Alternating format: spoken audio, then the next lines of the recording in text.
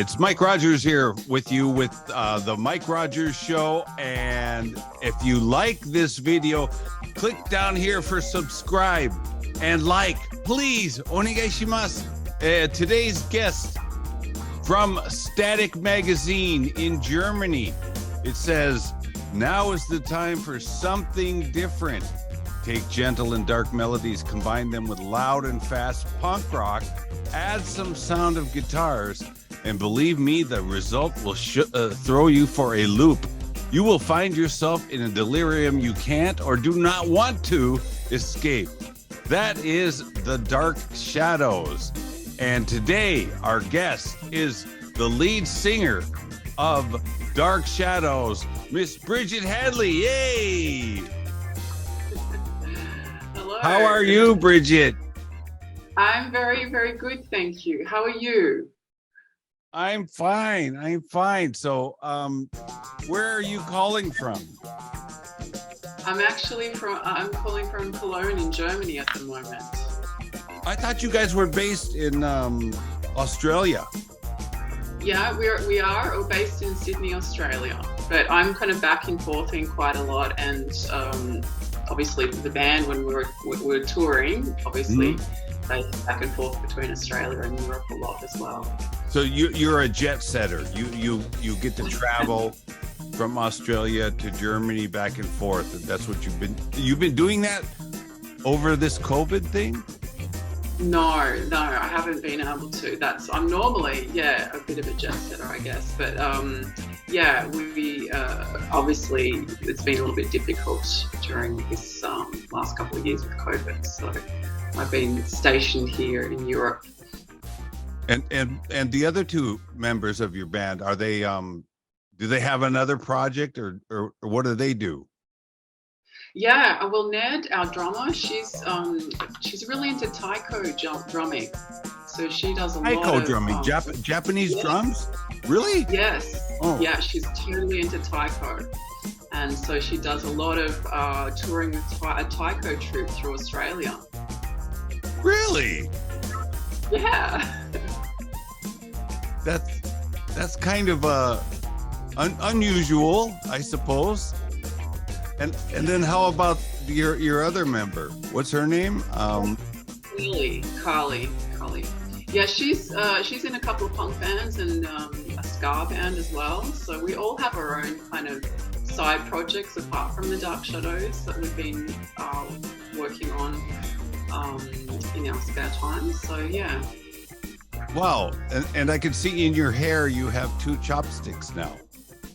Yes, two Japanese chopsticks. I like these ones so much. I found them in a Japanese restaurant, and I said, these are great chopsticks, and I asked them, would you mind if I buy them for my hair? and they were very kind, and they gave them to me, so I treasure them. I don't know if that's so kind, but yeah, they're probably thinking, hey, go ask the manager, go ask the boss. This foreign lady wants our chopsticks for her hair. Yeah. What? I think there was a few questions, but they were cool about it. They were, Yeah. Well, that's great. So how about, so let's start off this show. Can you self-introduce yourself and tell us all you do and your projects and everything? Okay, yeah. So my name is Watashi wa Bridito desu. Oh. My name is Brigitte. And I'm from Sydney, Australia. And I'm the singer and guitarist from the Dark Shadows. We're a three-piece band based in Sydney, Australia. And I also have a solo project under my own name, Brigitte Hadley, that I've been working on in conjunction with the Dark Shadows the last few years. And I think with my solo project, it's a little bit different. We kind of recently, it started off, I was doing some touring, just acoustic guitar and voice. So, and I would do that a little, we'd be back and forthing after touring. I had some time that I would spend extra in Europe, and I've done it in Japan and Tokyo, done some acoustic shows, and then that just developed from the acoustic to the electric with some effects pedals, solo, and most recently I've been working with 2 other band members for my solo project, a wonderful keyboard synth player from Paris, Flora Gosset, and Jasper Hugelmann, who is a bass player from Dusseldorf in Germany. And so we've been over the European summer, we've been doing some shows solo for my solo project, and that's kind of now moving more into a synth kind of new wave electronic kind of a vibe, but it's mixed with the organic instruments as well, which is kind of what we were doing, like in with the Dark Shadows was always, we never played live with keyboards or synths, but on all of our records we also have synthesizers as well. And so it's kind of an extension more of that side, whereas the Dark Shadows is kind of, well, I guess, you know, and we have our kind of punk, kind of edgy, kind of rocking stuff, but we also had our dark kind of moody stuff as well. So with my solo stuff, I'm able to explore the more theatrical side of things and take it more into some experimental stuff as well. So. Wow. So can you tell us, let's talk about your latest single. Their latest single, I played it on my show. Wait a minute, that was this morning, and I played it 3 times. That was the first time in history I've ever played the same song 3 times. Played it twice in a row and then played it again, and it's just a great song. It's called Sour Candy, and it was played on Rodney Bingenheimer's show last week, I know. And tell us about that, because this is a hit. This is a hit song. So what's going on with that? What's the buzz going on with that? What's going on with that?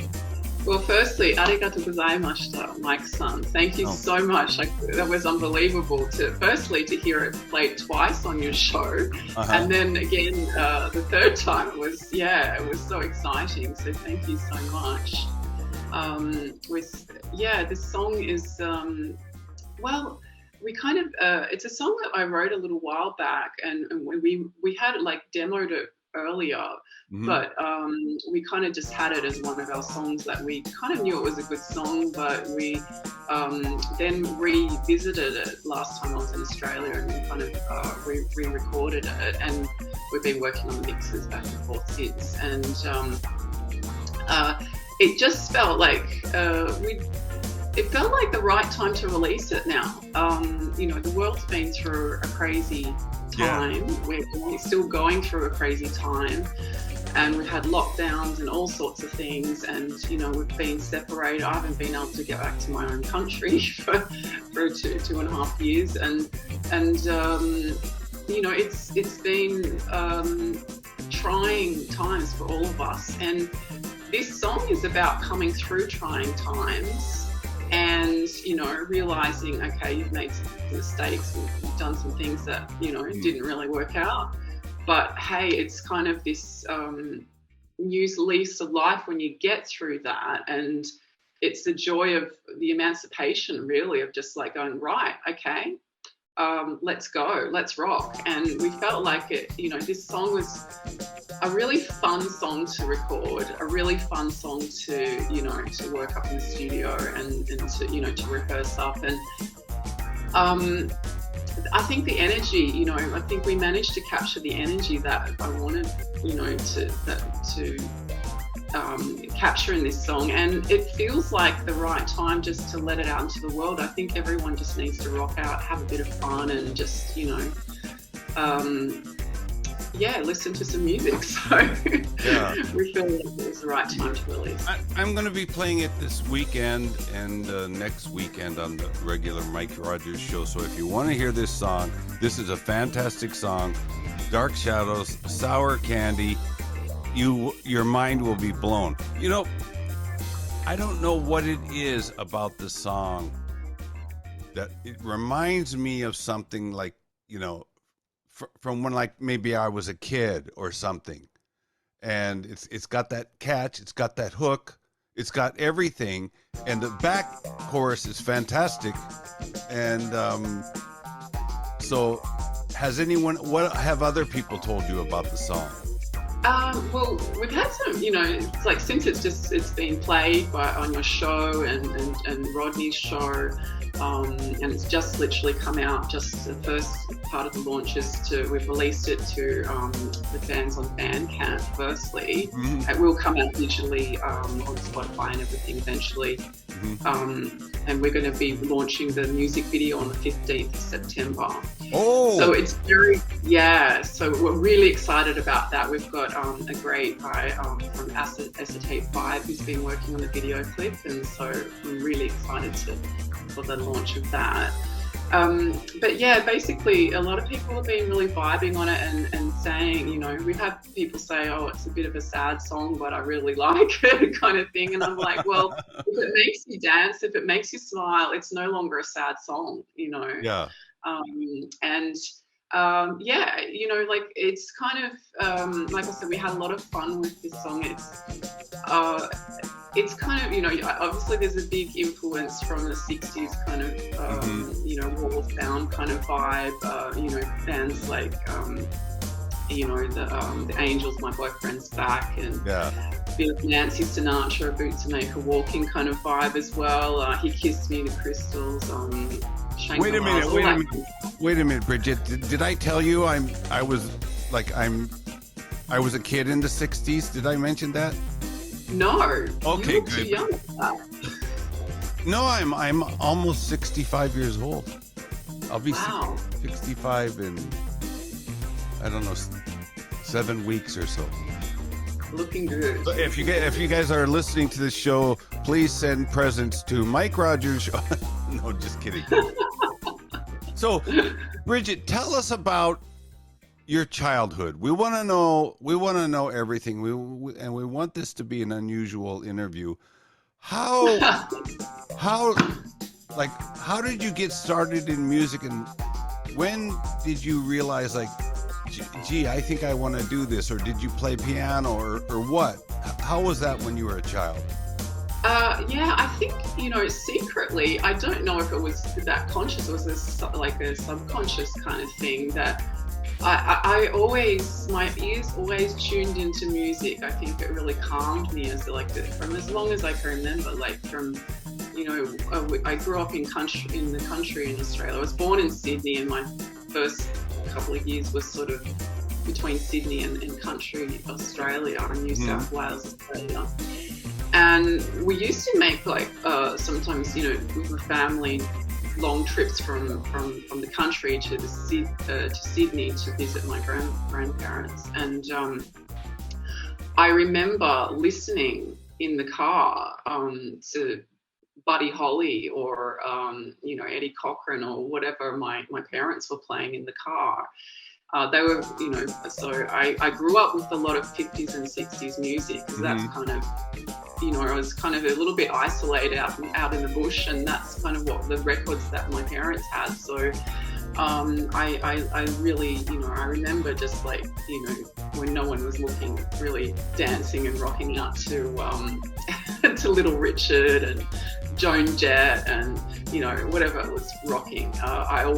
My ears tuned into it, and I remember being in the car as, I don't know how old I was, very, very young kid, thinking, gosh, I know all the songs to this Buddy Holly record. I was singing in my head, and so I think that was a huge influence. And then later I didn't really think about singing until much later, but I really loved Jerry Lee Lewis, Little Richard, and I loved the piano and how they just rocked out on the piano, and I always wanted to learn how to play piano like that. I never did. I had piano lessons, and that was my first sort of formal introduction to playing music, but it was classical lessons, and it was just, which I really enjoyed too. I love classical music too, but that gave me a basis of my music start, I guess. But I kind of quit once I had a good teacher. She moved away, and then got another teacher, and she didn't even know who Jerry Lee Lewis was. So I just oh my God, that's a sin. I was like, there's something not right here. So, and then in high school, I remember I went to see a school musical with my friend at high school, and I had no expectations. I was just hanging out, and at the end of it, our music teacher said, well, the juniors are going to be doing like a school musical next term. You guys should audition. And I was like, okay, what do we got to do? And we'll just read a few lines out and sing. I was like, sing, oh my goodness. I remember we had to sing a lot at school in choir and stuff, and I thought I had a terrible voice. But anyway, I ended up auditioning. We did, because I didn't want to do it by myself, so I kind of convinced my friend. Of course not. Yeah, we had to do it as a duo. Right. And we decided to do Neil Sedaka's Breaking Up Is Hard to Do. Breaking Up Is Hard to Do. Yeah. So I was like, dum, doo, doo, dum, dum. I was doing the backing bit, and I sort of found that I had a deeper voice, and then my friend was singing the lead part, and so that's how I kind of found I had a voice and a deeper voice, and an unusual voice for a girl of that age, and so it just went from there. And then I got the lead. My first part was a lead singer of a punk band called Iris the Virus.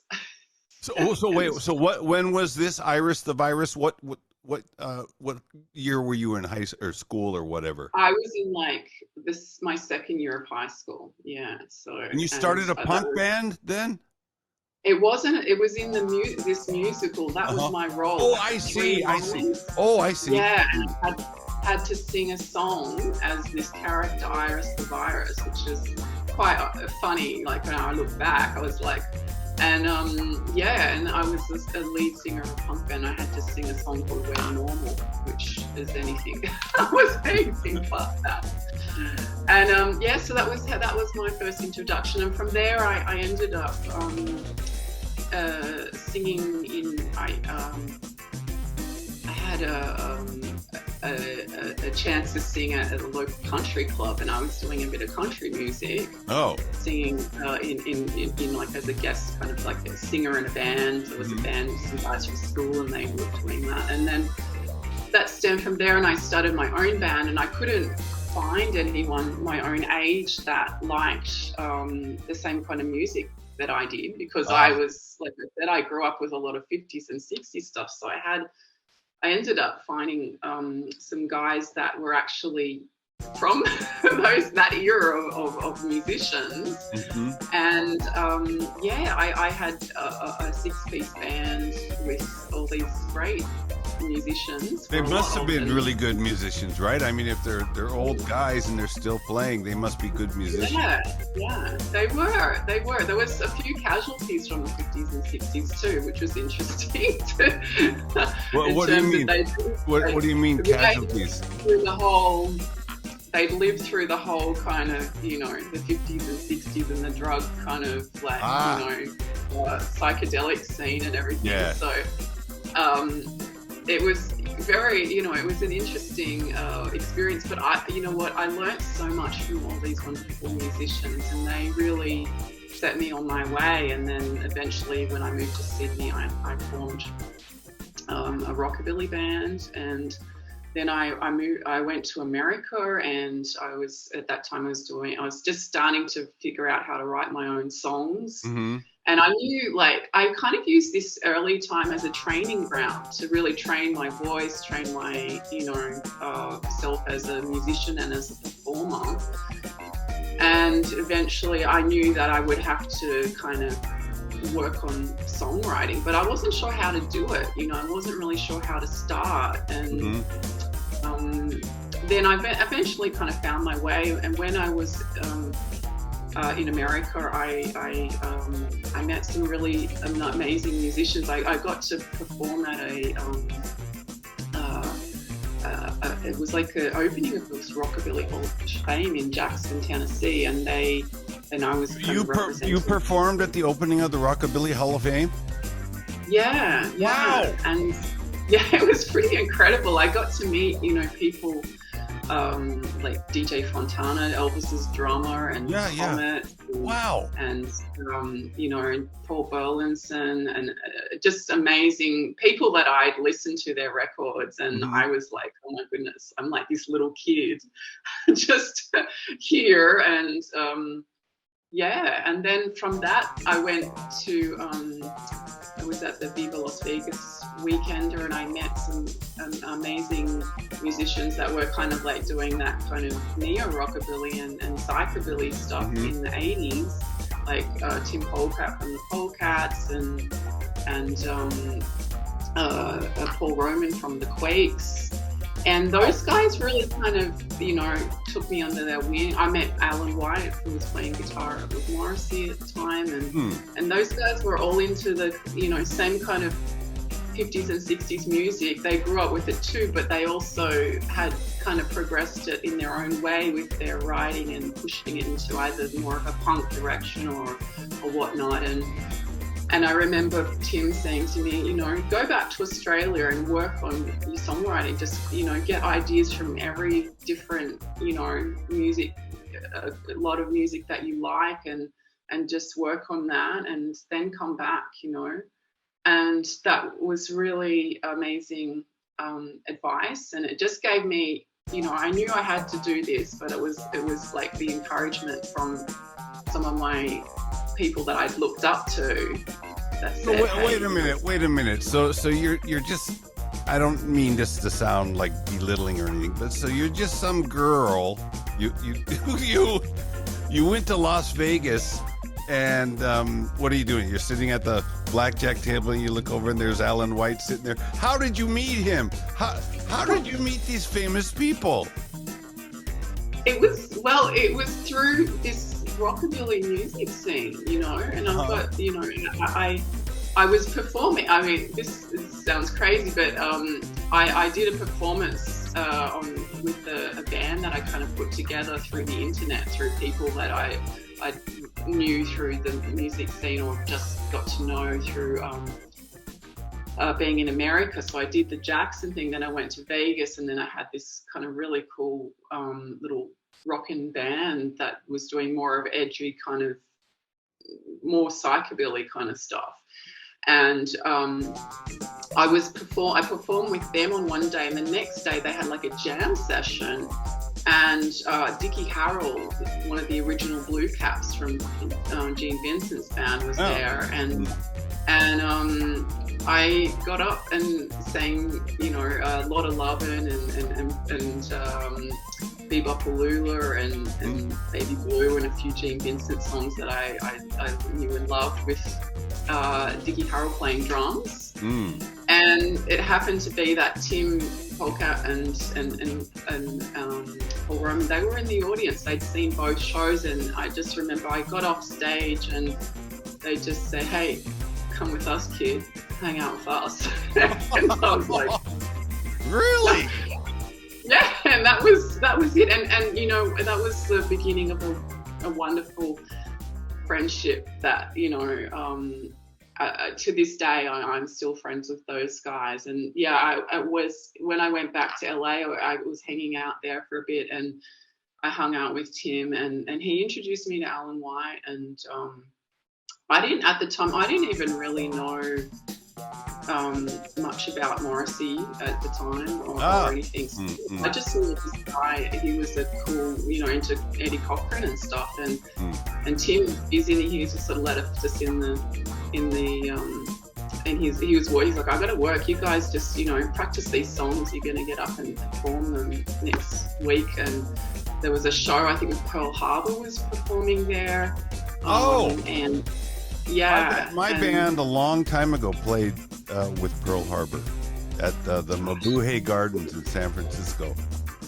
Right. Okay. They were great. Yeah, she's she's such an amazing woman. She's like, also being very, very supportive of everything I do over the years. And so, I got up and performed, and Alan was playing guitar, and we just did a few kind of rockabilly songs at the time, I think, and it was great. And a friend of mine, Jack Rooney, who was playing bass for us in this jam session, and then he's from Belgium originally. He's just moved back to the States recently, and another amazing double bass player.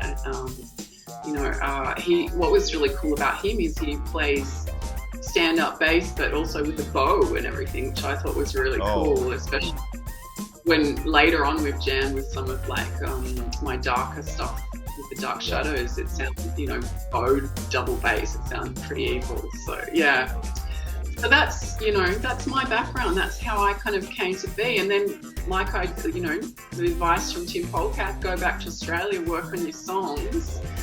And I started, I met this a really cool producer who I've been working with, and I still continue working with through, the Dark Shadows and my solo stuff in Australia, DC. And I started writing the songs, and at that time, I was looking to start, to form a band.